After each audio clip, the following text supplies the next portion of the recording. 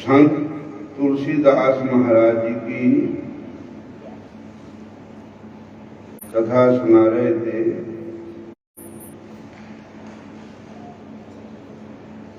संत तुलसीदास महाराज जी को विठल दास जो पुष्टि मार्गीय महाप्रभु वल्लभाचार्य जी के पुत्र विठलनाथ गोस्वामी,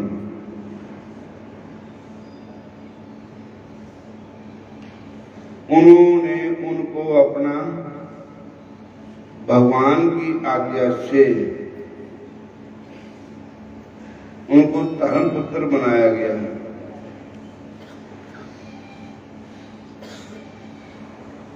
और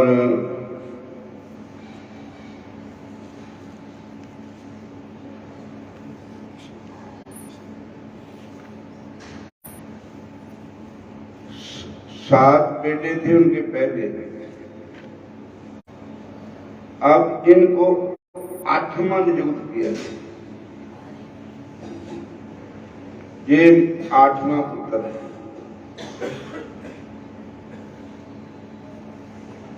तो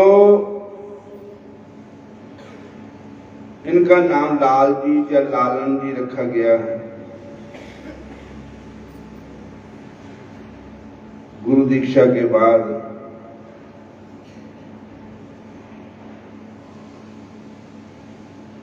इनको 3 बार तो प्रत्यक्ष भगवान के दर्शन हुए। तुलसीदास जी को एक बार ठाकुर जी को भोग लगाने के समय ठाकुर जी ने इनके हाथों से भोग लगाया। हरे एक दूसरी बार जब जतीपुरा में भगवान गोपाल जी जो श्रीनाथ जी भी जिनको कहते हैं, कृष्ण भगवान का नाम है, महाप्रभु वल्लभाचार्य जी के बेटे विठलनाथ गोस्वामी जी जतीपुरा में ठाकुर जी की सेवा करते थे। हरे कृष्ण। और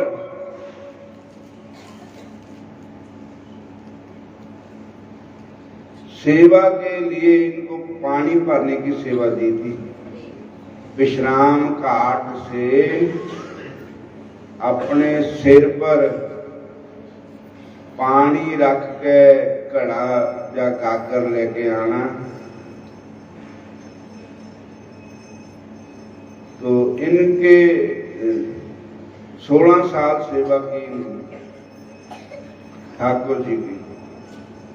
सिर गिला ही रहता था 24 घंटे, कीड़े भी पै गए। सो विठलनाथ गोस्वामी जी को ठाकुर जी ने कहा कि तुलसीदास को मेरे सामने ले आओ। हरे कृष्ण ने अंदर से हाथ फेरिया, सारे कीड़े भी दूर हो गए। तो एक बार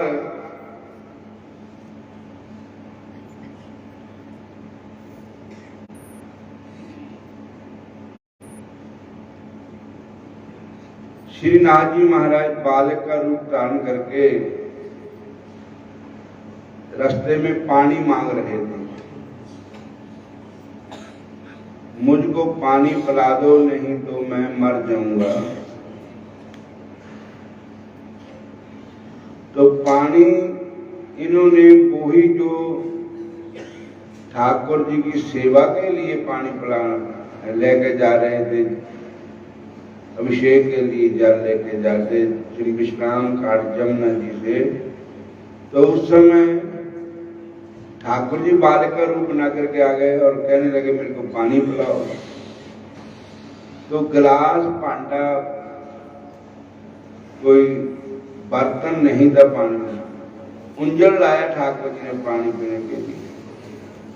इन्होंने भी गागरी उल्टाती उंजल में जाता, बहुत पानी बह गया, कपड़े सारे भीग गए। बोलो हरे कृष्ण। इधर मंदिर में घंटी बज गई। तो पुजारियों ने मंदिर जब खोला तो ठाकुर जी के कपड़े जो पानी निकल रहा है।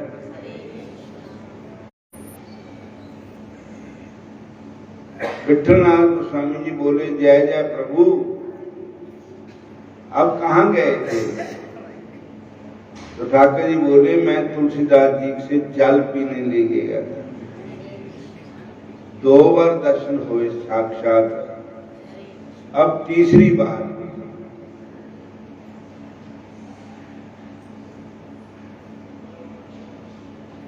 इनके गुरु महाराज जी जो थे उन्होंने इनको चेला भी बनाया था, पुत्र भी बनाया हुआ था। तो जब विठलनाथ गोस्वामी जी ने ठाकुर जी के विग्रह, मतलब ठाकुर जी जिन्हें मूर्ति भी कह दो, ठाकुर जी का दिव्य शरीर फोटो रूप में, बोलो हरे कृष्णा हरे कृष्णा हरे कृष्णा हरे राम।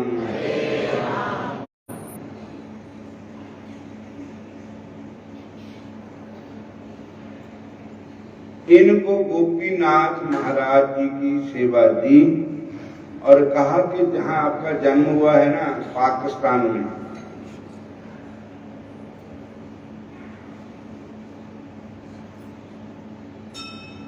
वहां कृष्ण भक्ति के प्रचार नहीं है। आप वहां जाओ और वहां जाकर के भक्ति का प्रचार करो। ठाकुर जी अपने साथ ही ले चलो ठाकुर जी, क्योंकि भक्त भगवान के बगैर नहीं रह सकता, भगवान अपने भक्त के बगैर नहीं रह सकते। हरे कृष्णा। श्यामा तेरा मेरा प्यार कदे ना बदले, तेरा मेरा श्यामा तेरा मेरा प्यार बदले, श्यामा तेरा मेरा प्यार कभी ना बदले। चाहे चंदा बदले, चाहे सूरज बदले, चाहे चंदा बदले, चाहे सूरज बदले, श्यामा तेरा मेरा प्यार कभी ना बदले, श्यामा तेरा मेरा प्यार कभी ना बदले, कृष्ण तेरा मेरा प्यार कभी ना बदले, कृष्ण तेरा मेरा प्यार कभी ना बदले। तो ठाकुर जी को अपने शीश पर रख कर ले जा रहे थे, तो ठाकुर जी को दया आई। ठाकुर जी कहने लगे, तुलसीदास जी कहाँ तो वृंदावन है, कहाँ लाहौर है, तो आप मेरे को वहां ले जा रहे हैं तो आप थक गए होंगे। ऐसा करते हैं, मैं ना एक बालक रूप बना करके आपके साथ चलता हूं, भगवान ने कहा, और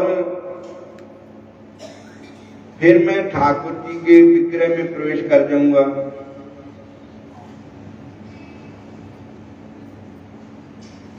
तो इन्होंने कहा, महाराज ये सेवा मेरे को रहने दो। कहने लगे, नहीं, मैं बालक रूप बना करके आपके साथ साथ चलूंगा। तो उन्होंने कहा, महाराज मैंने क्या पता, तुझे बड़े नाटक करता है कि ऐसा ना होगा। फिर भगवान कहते थे पीछे मुड़ के नहीं देखना, मैं तेरे पीछे चलूंगा, तू मेरे मुरे चली, जिथे तो देख लिया उसे फिर नहीं जाना।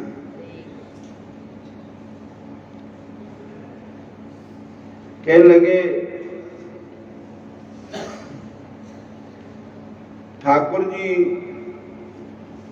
पैदल दोनों पैदल चल रहे थे। ठाकुर जी ने कहा, मेरे घुंघरू बजनगे नूप पर, इनकी आवाज तेरे को सुनाई देगी, तो समझता नहीं कि मेरे पीछे आ रहे हैं। हरे कृष्ण। अगे सिंध नदी पड़ती है।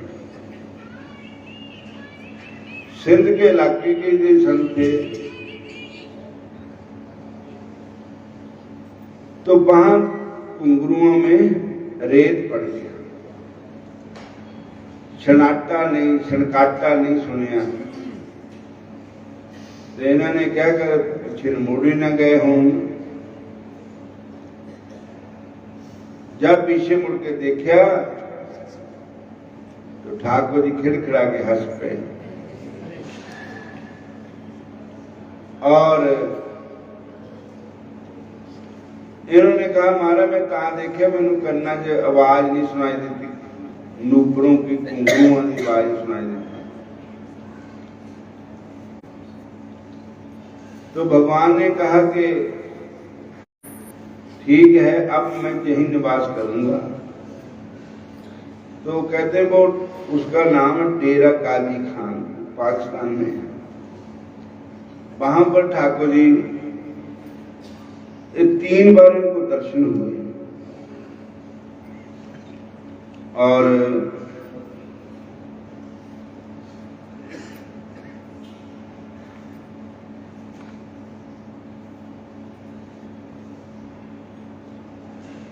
जब लाल जी सिंध नदी के किनारे चल रहे थे, तो एक स्थान पर जाकर नुक्कड़ों की आवाज बंद हो गई। अचानक लाल जी ने पीछे मुड़कर देखा तो ठाकुर जी बोले, अब हम आगे नहीं जाएंगे। लाल जी ने कहा, प्रभु नुक्कड़ों की आवाज बहुत करती है, नुक्कड़ों की आवाज क्यों बंद हो गई? ठाकुर जी बोले, नुपुरों में रेत भर जाने के कारण आवाज बंद हो गई। जय स्थान मुझे मेरे ब्रज की याद दिला रहा है। सामने सिंधु नदी जमुना जी जैसी लग रही है, पीछे सुलेमान पर्वत गोवर्धन पर्वत के समान लग रहा हरी परी घास,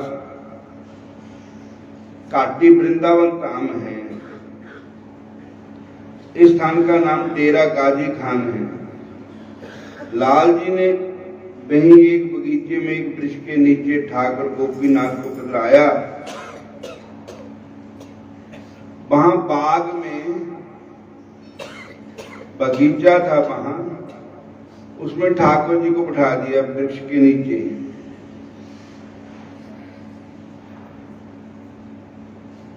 और वहां का जो माली था उसने इनकार भी किया। इन्होंने कहा कि मैं तो थोड़ा समय ठाकुर जी को जहां बिठा रहा हूं, वो नास्तिक आदमी था, उसने अपने मालिक को कह दिया। मालिक भी नास्तिक ही था। तब इनको आकर के उसने बुरा भला कहा। तब ठाकुर जी तो अभी थोड़ी दूर लगे चले होंगे, तो रात को उस बाग के मालिक को रात को धूल पड़ गया, दर्द हो गई, उसकी मृत्यु हो गई। तो लोगों ने कहा कि आपने वो संत ठाकुर जी को आपने बाहर निकाला, इसलिए ये आपका ये हुआ। वो तो मर गया। तब उसके परिवार वालों ने क्षमा मांगी। फिर ठाकुर जी के चरणों का चनामत उसके मरे हुए के मुख में डाल दिया और वो फिर जीवित हो गया। बोलो हरे कृष्णा। हरे कृष्णा। अकाल मृत्यु भव्य हरणम सर्व व्याधि विनाशनम विष्णु चनोत्तम विद्वा पुनर्जन्म न विद्यते। बोलो हरे कृष्णा हरे कृष्णा। उसके बाद उस बाग के मालिक ने बाग ठाकुर जी के नाम लिख दिया। अब कुछ समय के बाद वहां का जो राजा था वो मुसलमान था और उसने कहा कि ये मेरा देश है। उसके घर संतान नहीं थी। अगर मेरे घर संतान हो जाए तो आप जहां रह सकते हो। तो उन्होंने ठाकुर जी के आगे बेनती की। लाल जी ने तो उनके घर संतान हो गई। तो राजा मुसलमान धर्म छोड़कर हिंदू धर्म अपना के हरि भजन करने लगा वहां पर। और इस प्रकार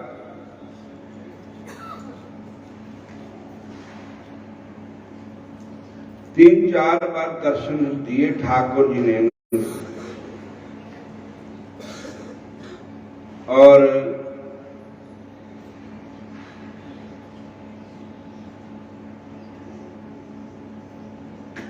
आखिर इन्होंने प्राण छोड़े वृंदावन में आकर के।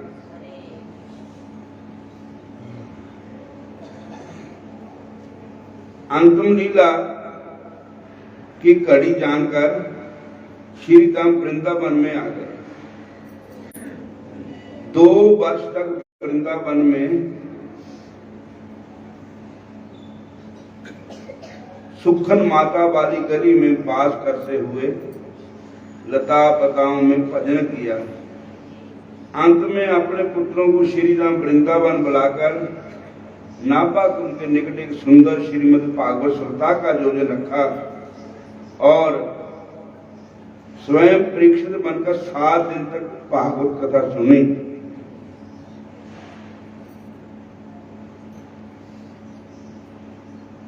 कथा विश्राम के पश्चात संत वैष्णव सेवा की गई। उसके बाद लाल जी बोले, सभी मिलकर नाम संकीर्तन करो। नाम संकीर्तन प्रारंभ हो गया।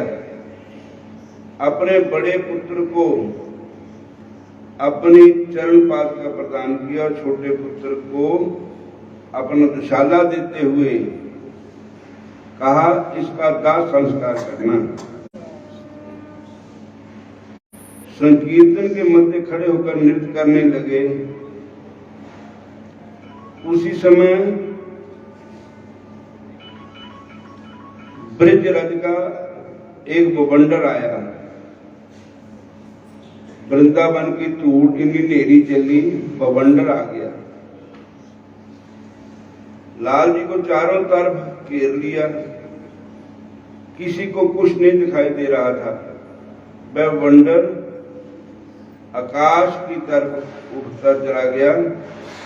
उसी के साथ लाल जी भी सुदेव ठाकुर जी के धाम को चले गए, शरीर के समेत ही। बवंडर आया। बवंडर में शरीर के सहित ही लाल जी, तुलसीदास जी का दूसरा नाम था। इस शरीर के सहित ही भगवान के धाम को चले। उन्होंने पहले दुशाला दे दिया था कि इसका दाह संस्कार करना है, दुशाले का। तो ऐसे महापुरुष भी हुए जिन्होंने भजन किए, नाम दिए, कमाइयां कीतियां। उन्हां अगे मौत की झूठी कहानी हुंदी है। मौत भी उन्होंने कुछ बिगाड़ नहीं सकी। शरीर के समेत ही भगवान के धाम को गए। इन्ना साधुआं च रब दी निशानी हुंदी है। इन्ना साधुआं च रब दी निशानी हुंदी है। पर उपकार वास्ते जिन्हां दी जिंदगानी हुंदी है। पर उपकार वास्ते जिन्हां दी जिंदगानी हुंदी है। अपनी मर्जी नाल कदे कदे कदे बोल दे। अपनी मर्जी दे नाल कदे कदे बोल दे। कदे मांगो झूठ तूफान इता नहीं तोल दे। साडे मांगो झूठ तूफान इता नहीं तोल दे। इदे नाल दा भजन दी हानि हुंदी है। इदे नाल दा भजन विच हानि हुंदी है। ना साधुआं च रब दी निशानी हुंदी है। इना साधुआं च रब दी निशानी हुंदी है। इना साधुआं च रब दी निशानी हुंदी है। इना साधुआं च रब दी निशानी हुंदी है। पर उपकार वास्ते इना दी जिंदगानी हुंदी है। पर उपकार वास्ते इना दी जिंदगानी हुंदी है। हरे कृष्णा कृष्णा कृष्णा हरे हरे। हरे कृष्णा कृष्णा कृष्णा हरे हरे। हरे राम राम राम हरे हरे। हरे राम राम राम हरे। इना साधुआं च रब दी निशानी हुंदी है। इना साधुआं च रब दी निशानी हुंदी है। बोलो राधा कृष्ण भगवान की। फाल्गुनी कृष्णा पक्षीय विजय एकादशी। वैष्णव यदि भुंजीत एकादशायाम प्रसादेति। वैष्णव चर्चा वृथा तस्य नरकम घोरम मामुप्यात्। सकांत पुराण में ऐसा लिखा है। शास्त्र कहते हैं साधारण मनुष्य यदि काशी का व्रत का आदत नहीं करते तो उन्हें पुनः पुनः जन्म मृत्यु रूप संसार में सदा ही पढ़ना पड़ता है। यदि वैष्णव तो तथा विष्णु मंत्र से दीक्षित हो और भगवान विष्णु की पूजा नित्य की श्रद्धा से करता हो, ऐसा वैष्णव साधक यदि काशी के दिन भगवत प्रसाद मानकर भी अन्न पूजन करता है तो उसकी विष्णु पूजा एवं विष्णु मंत्र से दीक्षा सब व्यर्थ हो जाती है तथा निश्चित ही वह चोर कुहूर नरक गति को प्राप्त होगा। सर्वेश्वर भगवान विष्णु की प्रसन्नता के लिए एकादशी व्रत अवश्य ही करना चाहिए। अनेकों जन्मों से अज्ञान तथा अनुशासनहीन जीवन बिताने से सदैव सदगति से वंचित रहे, किंतु अब इस मानव जन्म में शास्त्रों की आज्ञा का पालन व अनुशासन पूर्ण जीवन व्यतीत किया जा सकता है एवं सदगति की प्राप्ति भी हो सकती है।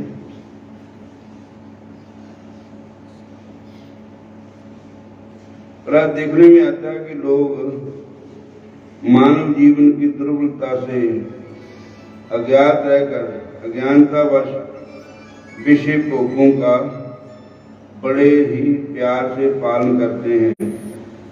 विवेकी पुरुष शास्त्रों के अनुशासन का बड़े ही प्यार से पालन करते हैं, किंतु अनुशासन तो आंवला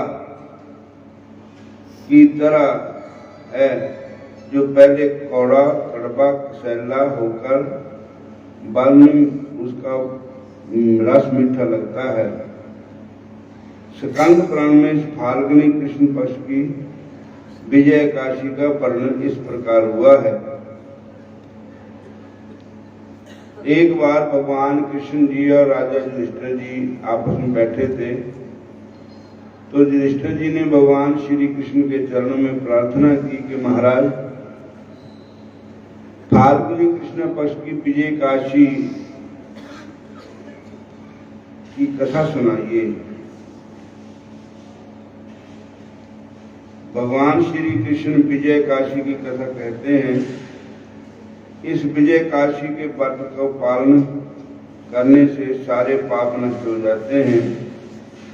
एक बार नारद जी ने ब्रह्मा जी से प्रश्न किया था कि भगवान फाल्गुन महीने की कृष्ण पक्ष की विजय एकादशी की महिमा हमें सुनाइए। मर्यादा पुरुषोत्तम भगवान श्री रामचंद्र पिता की आज्ञा पालन हेतु 14 वर्ष के लिए भाई लक्ष्मण एवं पत्नी सीता जी के साथ वन को गए। तब उन्होंने गोदावरी नदी के तट पर पंचवटी नाम के एक सुंदर वन से वन में निवास किया। वहीं पर राक्षस राज रावण भगवान की अनपावनी भक्ति रूपी माता सीता का हरण करके लिए गए। तब भक्तवत्सल भगवान राम अपनी भक्ति रूपी सीता देवी के विरह में अत्यंत दुखी होकर जन जन में सीता की खोज करने लगे। तब मरणोन्मुखी पक्षीराज जटायु का भगवान से मिलाप हुआ। जटायु ने सीता हरण की सारी घटना बताकर भगवान राम जी की कृपा प्राप्त करके श्री त्याग दिया। फिर भगवान राम सीता जी की खोज करने के लिए ऋषिमुख पर्वत पर गए और वानरराज सुग्रीव ने मित्रता की और सुग्रीव ने भगवान राम की मदद करने के उद्देश्य से अपनी 10 दिशाओं वानरों की सेना को भेजा। इतने में श्री हनुमान जी उनमें से श्री हनुमान जी पक्षीराज संपाति के निर्देश अनुसार समुद्र को लांघ कर लंका में गए। वहां इन्होंने अशोक वाटिका में सीता जी से भेंट की। जानकी जी को विश्वास दिलाने के लिए भगवान राम जी के द्वारा दी हुई निशानी के रूप में उन्होंने अंगूठी समर्पित की। इसके बजाय लंका दहन, अक्षय कुमार पद आदि पराक्रम दिखाकर वापस भगवान राम के पास आए और भगवान का संपूर्ण वृत्तांत क्या सुनाया। श्री हनुमान जी ने सारी करना सुनाकर भगवान श्री राम ने अपने मित्र सुग्रीव के साथ विचार विमर्श करके सारी वानर सेना के साथ लंका जाने का निर्णय लिया। विशाल वानर सेना लेकर अपने भाई लक्ष्मण जी के साथ सागर तट पर पहुंचे। अपने भाई लक्ष्मण जी में से बोले कि हे सुमित्रानंदन, बड़े बड़े भयानक जल जंतु तिमिंगल से पूर्ण भयंकर इस विशाल समुद्र को पार कैसे करें। तब लक्ष्मण जी ने कहा, हे प्राण पुरुषोत्तम, हे देवादिदेव भगवान राघवेंद्र प्रभु, इस द्वीप में बकदालप्या नाम के ऋषि रहते हैं, जहां से लगभग आधा योजन 2 कोस की दूरी पर उनका आश्रम है। हे मधुसूदन, उन्होंने ब्रह्मा जी का साक्षात दर्शन प्राप्त किया हुआ है। अतः आप उन्हीं महामना महर्षि जी से समुद्र पार जाने का उपाय पूछिए। लक्ष्मण जी बात सुनकर भगवान श्री राम चंद्र बकदालप्या नाम के ऋषि पास गए। महर्षि को प्रणाम किया। बकदालप्या ऋषि सर्वज्ञ थे। भगवान श्री राम का दर्शन करते ही जान गए कि ये साक्षात भगवान हैं। रावण आदि अधार्मिक लोगों का वध धर्म स्थापना के हेतु मृत्यु लोक में प्रकट हो गए। ऋषि ने पूछा, हे सर्वेश्वर धर्म संस्थापक श्री राम, आपका शुभ नाम किस कारण से हुआ है? मैं आपका आपकी क्या सेवा कर सकता हूँ? आदेश कीजिए। भगवान श्री राम ने कहा कि हे ऋषिवर, दुष्ट रावण को युद्ध में पराजित करके तथा उनका वध करने के लिए मैं अपनी सैन्य वाहिनी लेकर समुद्र तट पर आया हूं, लेकिन मैं इस दुष्कर समुद्र को कैसे पार कर सकता हूं? उसके लिए आप कोई सुगम उपाय बता दीजिए। भगवान राम की बात सुनकर वह ऋषि बोले कि भगवान, मैं आप एक उत्तम व्रत के बारे में बताकर जिसके पालन करने से आपकी अवश्य विजय प्राप्त होगी तथा लंका पर विजय प्राप्त करके विश्व में अपनी पवित्र कीर्ति स्थापित करोगे। आप एकादशी व्रत को बड़े प्रेम से पालन करो। वह व्रत फाल्गुन महीने की कृष्ण पक्ष की विजय एकादशी के नाम से जाना जाता है। इस व्रत का पालन करने से आपको समुद्र पार करने में कोई कठिनाई नहीं होगी तथा आने वाले सभी विघ्नों का नाश हो जाएगा। इस व्रत का पालन करने का विधान सुनिए। दशमी के दिन सोना चांदी तांबा मिट्टी का पात्र रखें, उस पर आम के पत्ते रखें, एक सुंदर एवं पवित्र स्थान में वेदी की स्थापना करें, 7 प्रकार के अनाज रखें, एक कलश को उस वेदी पर रखें, उस कलश के ऊपर स्वर्णिमत भगवान नारायण की प्रतिमा रखें।